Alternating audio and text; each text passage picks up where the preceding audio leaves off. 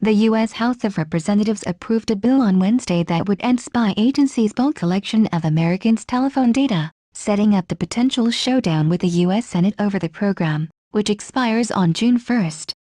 The House voted 338-88 for the USA Freedom Act, which would end the bulk collection and instead give intelligence agencies access to telephone data and other records only when a court finds there is reasonable suspicion about a link to international terrorism.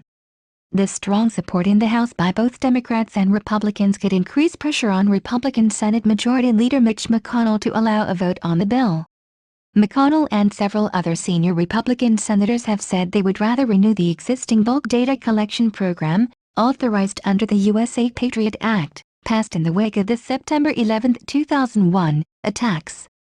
But continuing the program, which has concerned many privacy advocates since it was exposed in 2013 by former National Security Agency contractor Edward Snowden, would face strong resistance in the House.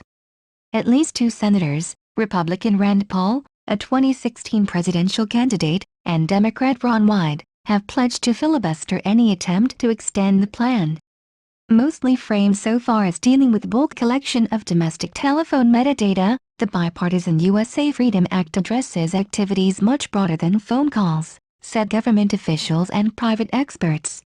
They said the FBI has used the Patriot Act and court rulings to gather records of hotel stays and international wire transfers by companies such as Western Union.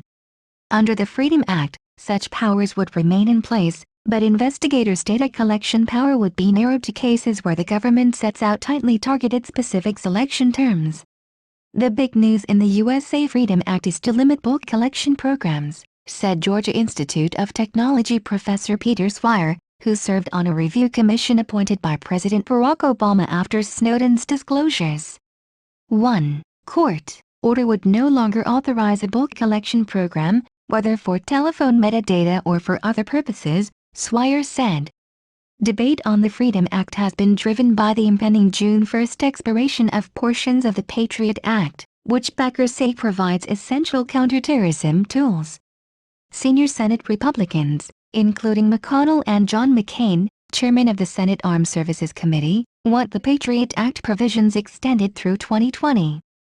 McCain said he and his fellow Republicans had intense discussions about the Freedom Act throughout a party lunch on Wednesday, but he did not know what would happen.